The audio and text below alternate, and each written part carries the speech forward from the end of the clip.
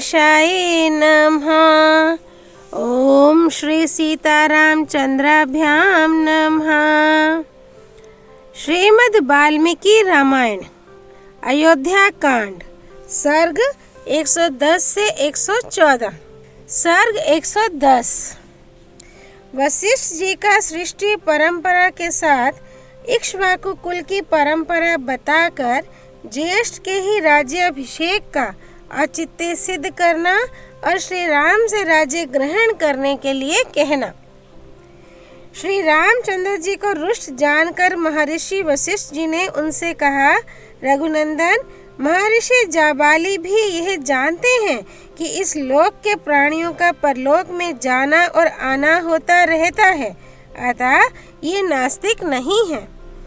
जगदीश्वर, इस समय तुम्हें लौटाने की इच्छा से ही इन्होंने यह नास्तिकता पूर्ण बात कही थी।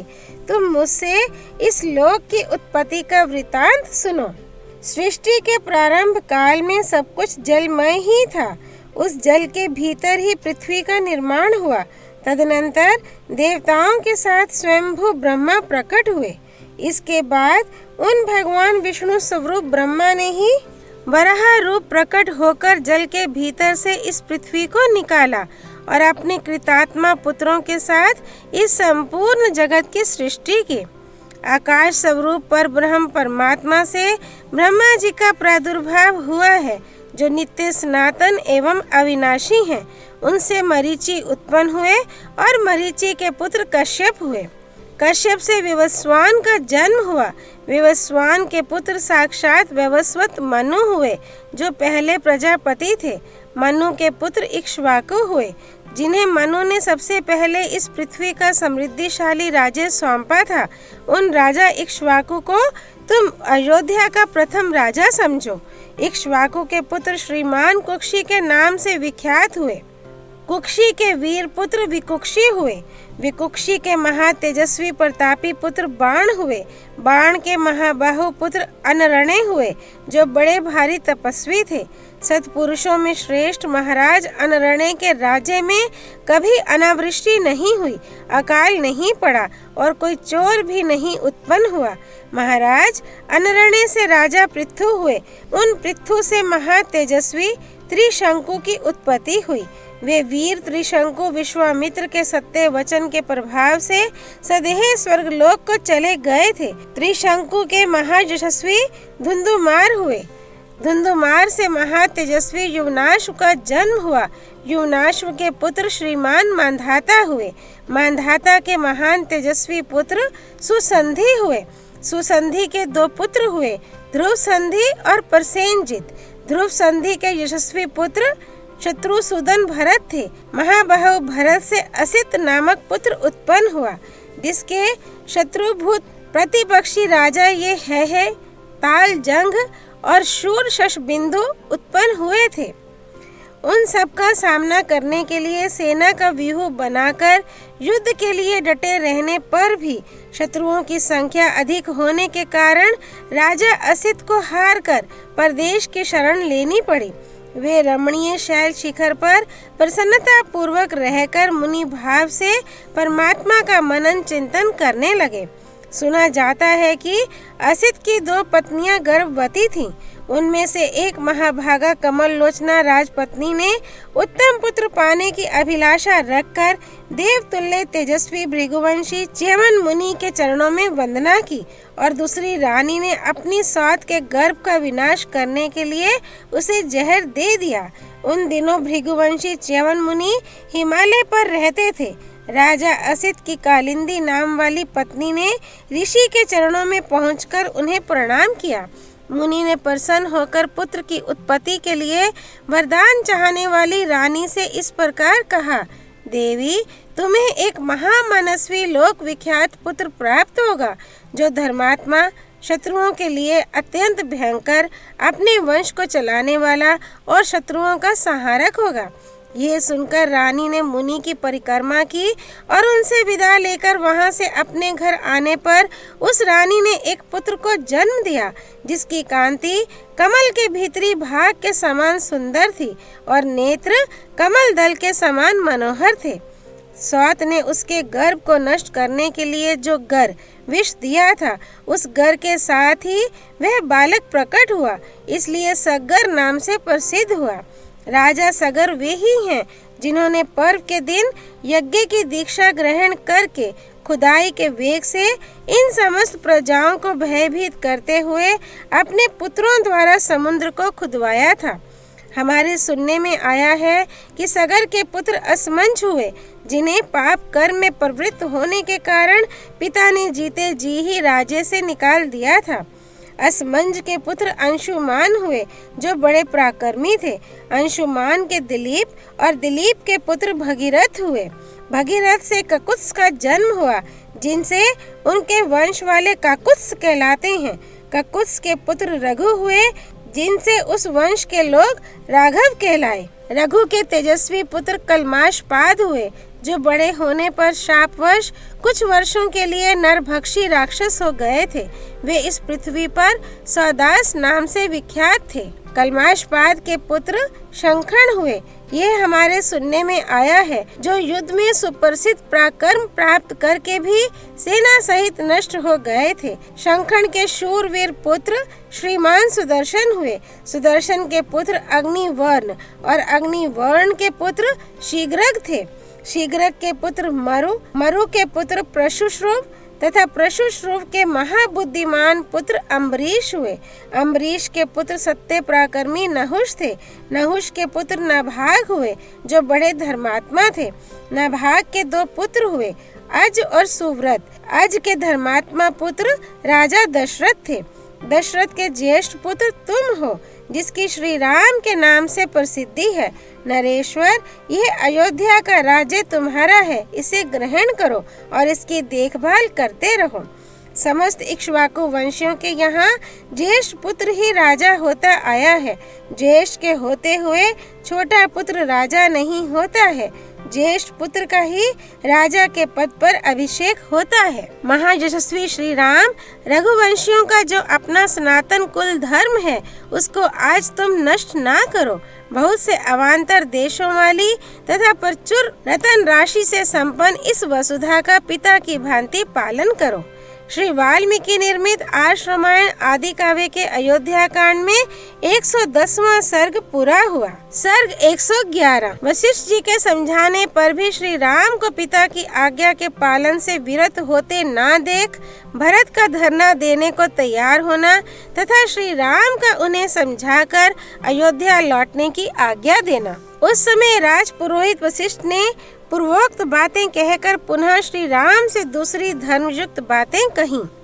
रघुनंदन, ककुस कुलभूषण, इस संसार में उत्पन्न हुए पुरुष के सदा 3 गुरु होते हैं, आचार्य, पिता और माता।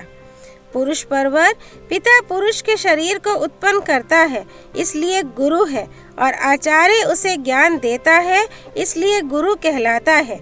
शत्रुओं को संताप देने वाले रघुवीर, मैं तुम्हारे पिता का और तुम्हारा भी आचार्य हूँ। अतः मेरी आज्ञा का पालन करने से तुम सत्पुरुषों के पथ का त्याग करने वाले नहीं समझे जाओगे। तात ये तुम्हारे सभासद, बंधु बांधव तथा सामंत राजा पधारे हुए हैं। इनके प्रति धर्मानुकूल बर्ताव करने से भी तुम्हारे द्वारा सन्मार्ग का उल्लंघन नहीं होगा। अपनी धर्मपरायण बूढ़ी माता की बात तो तुम्हें कभी टालनी ही नहीं चाहिए।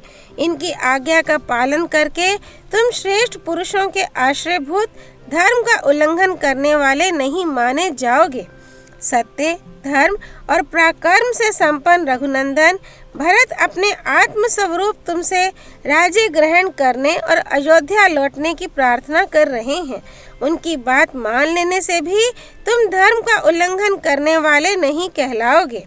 गुरु वशिष्ठ ने सुमधुर वचनों में जब इस प्रकार कहा, तब साक्षात पुरुषोत्तम श्री राघवेंद्र ने वहां बैठे हुए वशिष्ठ जी को यों उत्तर दिया। माता और पिता पुत्र के प्रति जो सर्वदा स्नेह पूर्ण बर्ताव करते हैं, अपनी शक्ति के अनुसार उत्तम खाद्य पदार्थ देने, अच्छे बिछौने पर सुलाने, उपटन आदि लगाने, सदा मीठी बातें बोलने तथा पालन पोषण करने आदि के द्वारा माता और पिता ने जो उपकार किया है, उसका बदला सहज ही नहीं चुकाया जा सकता। अतः मेरे जन्मदाता पिता महाराज दशरथ ने मुझे जो आज्ञा दी है वह मिथ्या नहीं होगी। श्री रामचंद्र जी के ऐसा कहने पर चौड़ी छाती वाले भरत जी का मन बहुत उदास हो गया। वे पास ही बैठे हुए सूत सुमंत्र से बोले, सारथे, आप इस वेदी पर शीघ्र ही बहुत से कुश बिछा दीजिए। जब तक आर्य मुझ पर प्रसन्न नहीं होंगे तब तक मैं यहीं इनके पास धरना दूंगा। जैसे साहूकार या महाजन के द्वारा निर्धन किया हुआ ब्राह्मण उसके घर के दरवाजे पर मुंह ढककर बिना खाए पिए पड़ा रहता है, उसी प्रकार मैं भी उपवास पूर्वक मुख पर आवरण डालकर इस कुटिया के सामने लेट जाऊंगा। जब तक मेरी बात मानकर ये अयोध्या को नहीं लौटेंगे तब तक मैं इसी तरह पड़ा रहूंगा। ये सुनकर सुमंत्र श्री रामचंद्र जी का मुंह ताकने लगे। उन्हें इस अवस्था में देख भरत के मन में बड़ा दुख हुआ और वे स्वयं ही कुश की चटाई बिछाकर जमीन पर बैठ गए। तब महातेजस्वी राज ऋषि शिरोमणि श्री राम ने उनसे कहा, तात भरत, मैं तुम्हारी क्या बुराई करता हूँ जो मेरे आगे धरना दोगे? ब्राह्मण एक करवट से सोकर धरना देकर मनुष्यों को अन्याय से रोक सकता है, परंतु राज तिलक ग्रहण करने वाले क्षत्रियों के लिए इस प्रकार धरना देने का विधान नहीं है। अतः नरश्रेष्ठ रघुनंदन, इस कठोर व्रत का परित्याग करके उठो और यहाँ से शीघ्र ही अयोध्यापुरी को जाओ।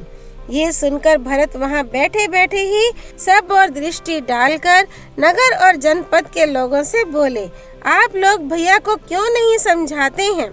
तब नगर और जनपद के लोग महात्मा भरत से बोले, हम जानते हैं काकुस श्री रामचंद्र जी के प्रति आप रघुकुल तिलक भरत जी ठीक ही कहते हैं, परंतु ये महाभाग श्री रामचंद्र जी भी पिता की आज्ञा के पालन में लगे हैं, इसलिए यह भी ठीक ही है।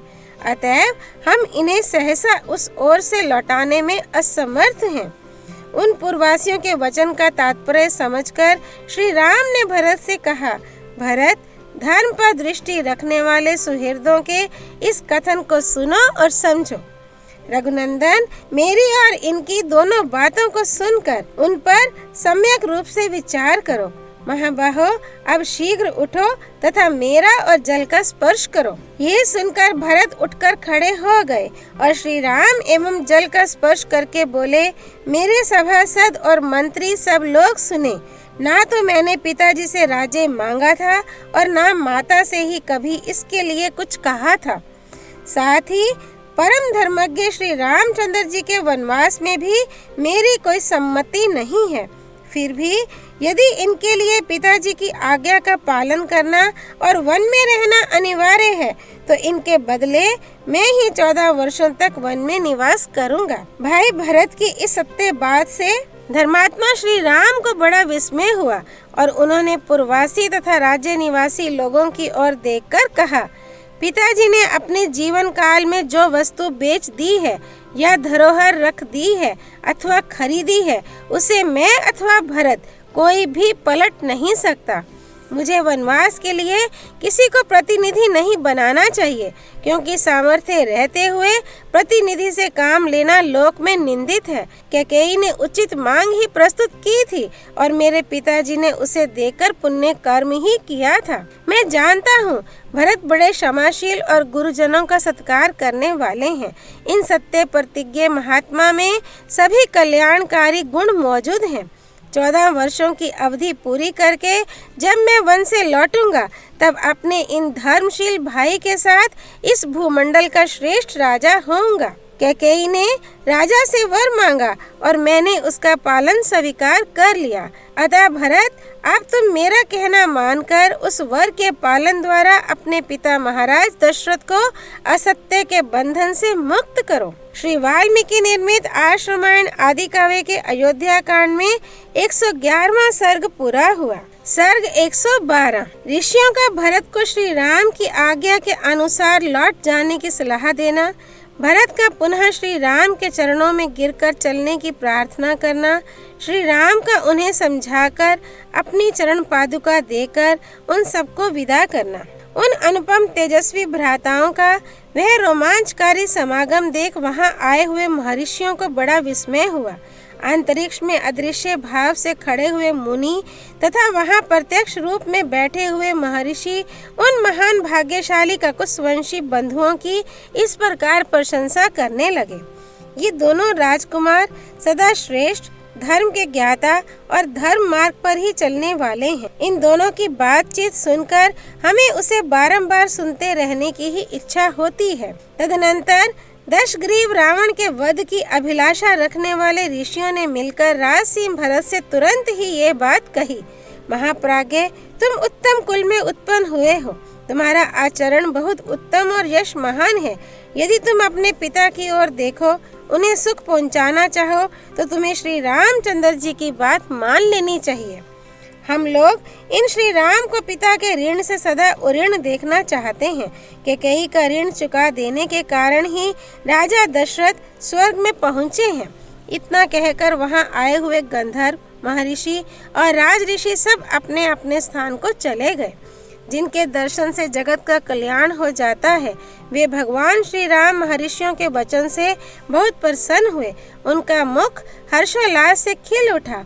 इससे उनकी बड़ी शोभा हुई और उन्होंने उन महर्षियों की सादर प्रशंसा की। परंतु भरत का सारा शरीर थर्रा उठा। वे लड़खड़ाती हुई जबान से हाथ जोड़कर श्री रामचंद्र जी से बोले, ककुस कुल भूषण श्री राम, हमारे कुल धर्म से संबंध रखने वाला जो ज्येष्ठ पुत्र का राज्य ग्रहण और प्रजा पालन रूप धर्म है, उसकी ओर दृष्टि डालकर आप मेरी तथा माता की याचना सफल कीजिए। मैं अकेला ही इस विशाल राज्य की रक्षा नहीं कर सकता तथा आपके चरणों में अनुराग रखने वाले इन पुरवासी तथा जनपदवासी लोगों को भी आपके बिना प्रसन्न नहीं रख सकता। जैसे किसान मेघ की प्रतीक्षा करते रहते हैं, उसी प्रकार हमारे बंधु बांधव, योद्धा, मित्र और सुहृद सब लोग आपकी ही बाट जोहते हैं। महाप्राज्ञ, आप इस राज्य को स्वीकार करके दूसरे किसी को इसके पालन का भार सौंप दीजिए। वही पुरुष आपके प्रजावर्ग अथवा लोक का पालन करने में समर्थ हो सकता है। ऐसा कहकर भरत अपने भाई के चरणों पर गिर पड़े। उस समय उन्होंने श्री रघुनाथ जी से अत्यंत प्रिय वचन बोलकर उनसे राज्य ग्रहण करने के लिए बड़ी प्रार्थना की।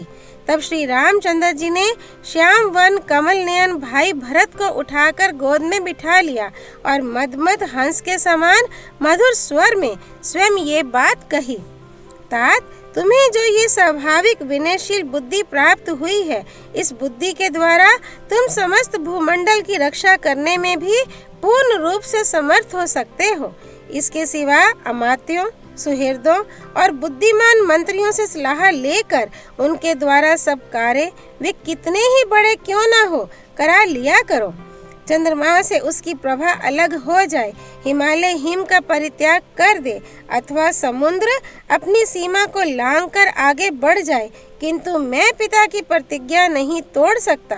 तात, माता कैकेयी ने कामना से अथवा लोभवश तुम्हारे लिए जो कुछ किया है उसको मन में ना लाना और उसके प्रति सदा वैसा ही बर्ताव करना जैसा अपनी पूजनीय माता के प्रति करना उचित है। जो सूर्य के समान तेजस्वी हैं तथा जिनका दर्शन प्रतिपदा द्वितीया के चंद्रमा की भांति आह्लादजनक है, उन कौशल्यानंदन श्री राम के इस प्रकार कहने पर भरत उनसे यूं बोले, अरे ये 2 सुवर्ण भूषित पादुकाएं आपके चरणों में अर्पित हैं, आप इन पर अपने चरण रखें, ये ही संपूर्ण जगत के योग क्षेम का निर्वाह करेंगी। तब महातेजस्वी पुरुष श्री राम ने उन पादुकाओं पर चढ़कर उन्हें फिर अलग कर दिया और महात्मा भरत को सौंप दिया।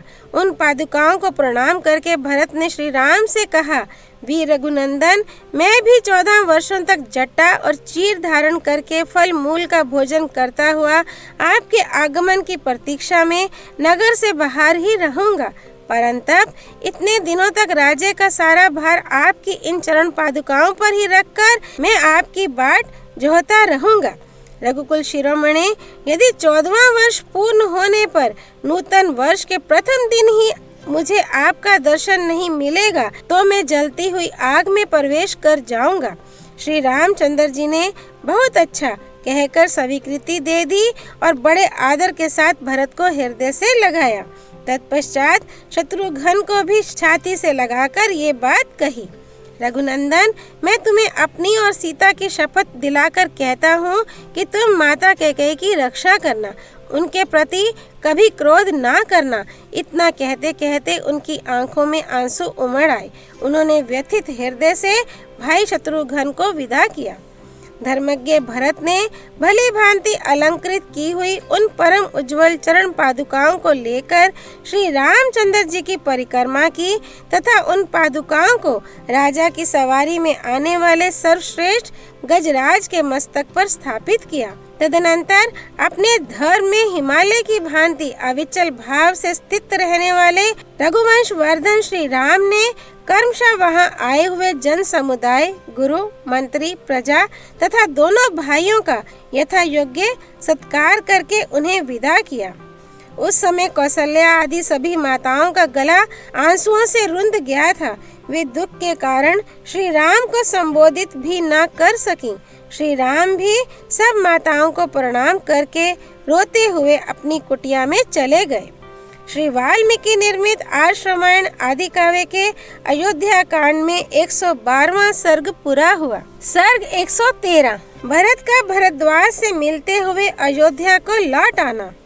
तदनंतर श्री रामचंद्र जी की दोनों चरण पादुकाओं को अपने मस्तक पर रखकर भरत शत्रुघ्न के साथ प्रसन्नता पूर्वक रथ पर बैठे। वशिष्ठ, वामदेव तथा दृढ़ता पूर्वक उत्तम व्रत का पालन करने वाले जाबाली आदि सब मंत्री जो उत्तम मंत्रणा देने के कारण सम्मानित थे, आगे आगे चले। वे सब लोग चित्रकूट नामक महान पर्वत की परिक्रमा करते हुए परम रमणीय मंदाकिनी नदी को पार करके पूर्व दिशा की ओर प्रस्थित हुए।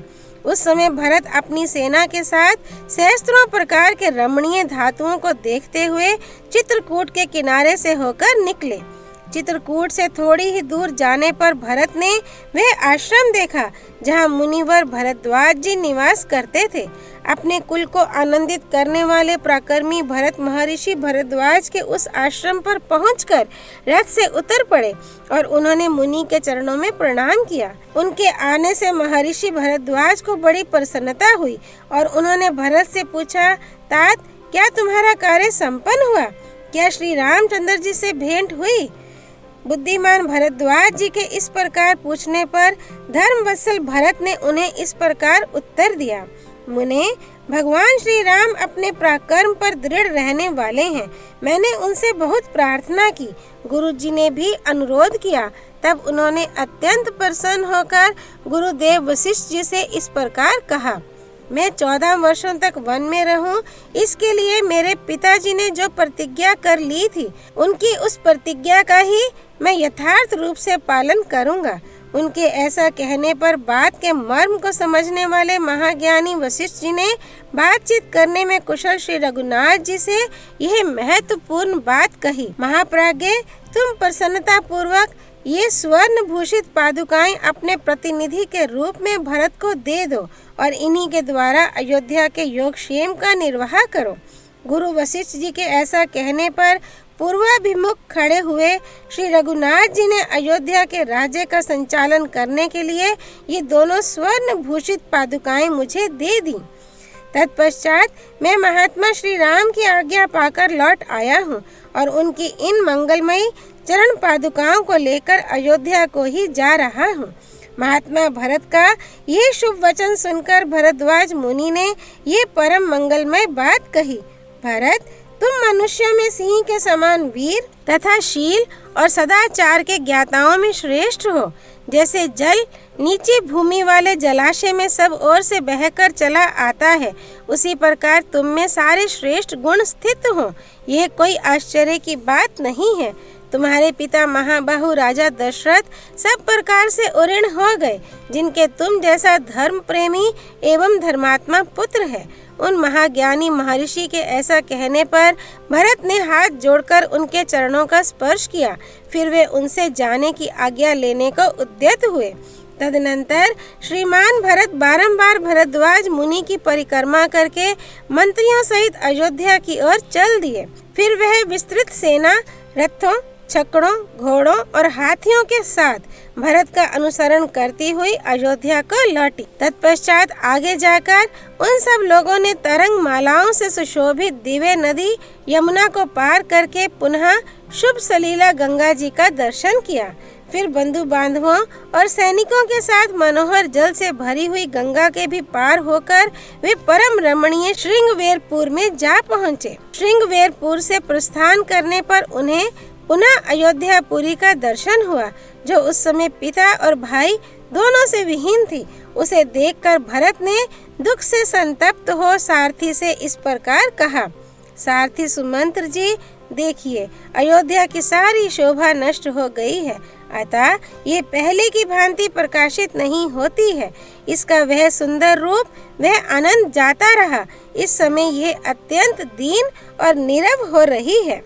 श्री वाल्मीकि निर्मित आर्ष रामायण आदि काव्य के अयोध्या कांड में 113वां सर्ग पूरा हुआ। सर्ग 114 भरत के द्वारा अयोध्या की दुरवस्था का दर्शन तथा अंतःपुर में प्रवेश करके भरत का दुखी होना। इसके बाद प्रभावशाली महायशस्वी भरत ने स्निग्ध गंभीर गरघर घोष से युक्त रथ के द्वारा यात्रा करके शीघ्र ही अयोध्या में प्रवेश किया। उस समय वहां बिल्लाव और उल्लू विचर रहे थे। घरों के किवाड़ बंद थे। सारे नगर में अंधकार छा रहा था। प्रकाश न होने के कारण वह पूरी कृष्ण पक्ष की काली रात के समान जान पड़ती थी। जैसे चंद्रमा की प्रिय पत्नी और अपनी शोभा से प्रकाशित कांति वाली रोहिणी उदित हुए राहु नामक ग्रह के द्वारा अपने पति के ग्रस लिए जाने पर अकेली असहाय हो जाती है, उसी प्रकार दिव्य ऐश्वर्य से प्रकाशित होने वाली अयोध्या राजा के काल कवलित हो जाने के कारण पीड़ित एवं असहाय हो रही थी। वह पूरी उस पर्वतीय नदी की भांति कृशकाय दिखाई देती थी, जिसका जल सूर्य की किरणों से तपकर कुछ गर्म और गंदला हो रहा हो, जिसके पक्षी धूप से संतप्त होकर भाग गए हों तथा जिसके मीन, मत्स्य और ग्राहा गहरे जल में छिप गए हों। जो अयोध्या पहले धूम रहित सुनहरी कांति वाली प्रज्वलित अग्निशिखा के समान प्रकाशित होती थी, वही श्री राम वनवास के बाद हवनीय दुग्ध से सिंची गई अग्नि की ज्वाला के समान बुझकर विलीन सी हो गई है। उस समय अयोध्या महासमर में संकटग्रस्त हुई उस सेना के समान प्रतीत होती थी, जिसके कवच कटकर गिर गए हों, हाथी, घोड़े, रथ और ध्वजा छिन्न भिन्न हो गए हों और मुख्य मुख्य वीर मार डाले गए हों। प्रबल वायु के वेग से फेन और गर्जना के साथ उठी हुई समुद्र की उताल तरंग सहसा वायु के शांत हो जाने पर जैसे शिथिल और नीरव हो जाती है, उसी प्रकार कोलाहल पूर्ण अयोध्या अब शब्द शून्य सी जान पड़ती थी। यज्ञ काल समाप्त होने पर सुफय आदि यज्ञ संबंधी आयुधों तथा श्रेष्ठ याजकों से सुनी हुई वेदी जैसे मंत्रोच्चारण की ध्वनि से रहित हो जाती है, उसी प्रकार अयोध्या सुनसान दिखाई देती थी। जैसे कोई गाय सांड के साथ समागम के लिए उत्सुक हो, उसी अवस्था में उसे सांड से अलग कर दिया गया हो और वह नूतन घास चरना छोड़कर आर्त भाव से गोष्ठ में बंधी हुई खड़ी हो, उसी तरह अयोध्या पूरी भी आंतरिक वेदना से पीड़ित थी। श्री राम आदि से रहित हुई अयोध्या मोतियों की उस नूतन माला के समान श्रीहीन हो गई थी, जिसकी अत्यंत चिकनी चमकीली उत्तम तथा अच्छी जाति की पद्मराग आदि मणियां उससे निकालकर अलग कर दी गई हों, जो पुण्यक्षय होने के कारण सहसा अपने स्थान से भ्रष्ट हो पृथ्वी पर आ पहुंची हो, अतएव जिसकी विस्तृत प्रभा क्षीण हो गई हो, आकाश से गिरी हुई उस तारिका की भांति अयोध्या शोभाहीन हो गई थी, जो ग्रीष्म ऋतु में पहले फूलों से लदी हुई होने के कारण मतवाले भ्रमरों से सुशोभित होती रही हो और फिर सहसा दावानल के लपेट में आकर मुरझा गई हो। वन की उस लता के समान पहले की उल्लासपूर्ण अयोध्या अब उदास हो गई थी। वहाँ के व्यापारी वणिक शोक से व्याकुल होने के कारण किंकर्तव्य विमूढ़ हो गए थे। बाजार, हाट और दुकानें बहुत कम खुली थीं। उस समय सारी पूरी उस आकाश की भांति शोभाहीन हो गई थी, जहाँ बादलों की घटाएं घिर आई हों और तारे तथा चंद्रमा ढक गए हों। उन दिनों अयोध्यापुरी की सड़कें झाड़ी बुहारी नहीं गई थीं, इसलिए यत्र तत्र कूड़े करकट के ढेर पड़े थे। उस अवस्था में वह नगरी उस उजड़ी हुई पान भूमि मधुशाला के समान श्रीहीन दिखाई देती थी, जिसकी सफाई न की गई हो, जहाँ मधु से खाली टूटी फूटी प्यालियां पड़ी हों और जहाँ के पीने वाले भी नष्ट हो गए हों। उस पूरी की दशा उस पौंसले की सी हो रही थी जो खंभों के टूट जाने से ढह गया हो, जिसका चबूतरा छिन्न भिन्न हो गया हो, भूमि नीची हो गई हो, पानी चुक गया हो और जल पात्र टूट फूट कर इधर उधर सब और बिखरे पड़े हों, जो विशाल और संपूर्ण धनुष में फैली हुई हो, उसकी दोनों कोटियों किनारों में बांधने के लिए जिसमें रस्सी जुड़ी हुई हो, किंतु वेगशाली वीरों के बाणों से कटकर धनुष से पृथ्वी पर गिर पड़ी हो, उस प्रत्यंचा के समान ही अयोध्यापुरी भी स्थान भ्रष्ट हुई सी दिखाई देती थी, जिस पर युद्ध कुशल घुड़सवार ने सवारी की हो और जिसे शत्रु पक्ष की सेना ने सहसा मार गिराया हो। युद्ध भूमि में पड़ी हुई उस घोड़ी की जो दशा होती है, वही उस समय अयोध्यापुरी की भी थी कि कई के कुचक्र से उसके संचालक नरेश का स्वर्गवास और युवराज का वनवास हो गया था। रथ पर बैठे हुए श्रीमान दशरथ नंदन भरत ने उस समय श्रेष्ठ रथ का संचालन करने वाले सारथी सुमंत्र से इस प्रकार कहा, अब अयोध्या में पहले की भांति सब और फैला हुआ गाने बजाने का गंभीर नाद नहीं सुनाई पड़ता। ये कितने कष्ट की बात है। अब चारों ओर वारुणी मधु की मादक गंध, व्याप्त हुई फूलों की सुगंध तथा चंदन और अंगूरों की पवित्र गंध नहीं फैल रही है। अच्छी अच्छी सवारियों की आवाज, घोड़ों के हींसने का सुस्निग्ध शब्द, मतवाले हाथियों का चिंघाड़ना तथा रथों की घरघराहट का महान शब्द, ये सब नहीं सुनाई दे रहे हैं। श्री रामचंद्र जी के निर्वासित होने के कारण ही इस पुरी में इस समय इन सब प्रकार के शब्दों का श्रवण नहीं हो रहा है। श्री राम के चले जाने से यहाँ के तरुण बहुत ही संतप्त हैं। वे चंदन और अंगूरों की सुगंध का सेवन नहीं करते तथा बहुमूल्य वनमालाएं भी नहीं धारण करते। अब इस पुरी के लोग विचित्र फूलों के हार पहनकर बाहर घूमने के लिए नहीं निकलते हैं। श्री राम के शोक से पीड़ित हुए इस नगर में अब नाना प्रकार के उत्सव नहीं हो रहे हैं। निश्चय ही इस पुरी की वह सारी शोभा मेरे भाई के साथ ही चली गई। जैसे वेग युक्त वर्षा के कारण शुक्ल पक्ष की चांदनी रात भी शोभा नहीं पाती है, उसी प्रकार नेत्रों से आंसू बहाती हुई ये अयोध्या भी शोभित नहीं हो रही है। अब कब मेरे भाई महोत्सव की भांति अयोध्या में पधारेंगे और ग्रीष्म ऋतु में प्रकट हुए मेघ की भांति सबके हृदय में हर्ष का संचार करेंगे। अब अयोध्या की बड़ी बड़ी सड़कें हर्ष से उछलकर चलते हुए मनोहर वेशधारी तरुणों के शुभागमन से शोभा नहीं पा रही हैं। इस प्रकार सारथी के साथ बातचीत करते हुए दुखी भरत उस समय सिंह से रहित गुफा की भांति राजा दशरथ से हीन पिता के निवास स्थान राजमहल में गए। जैसे सूर्य के छिप जाने से दिन की शोभा नष्ट हो जाती है और देवता शोक करने लगते हैं, उसी प्रकार उस समय वह अंतपुर शोभाहीन हो गया था और वहाँ के लोग शोक मगन थे। उसे सब ओर से स्वच्छता और सजावट से हीन देख भरत धैर्यवान होने पर भी अत्यंत दुखी हो आंसू बहाने लगे।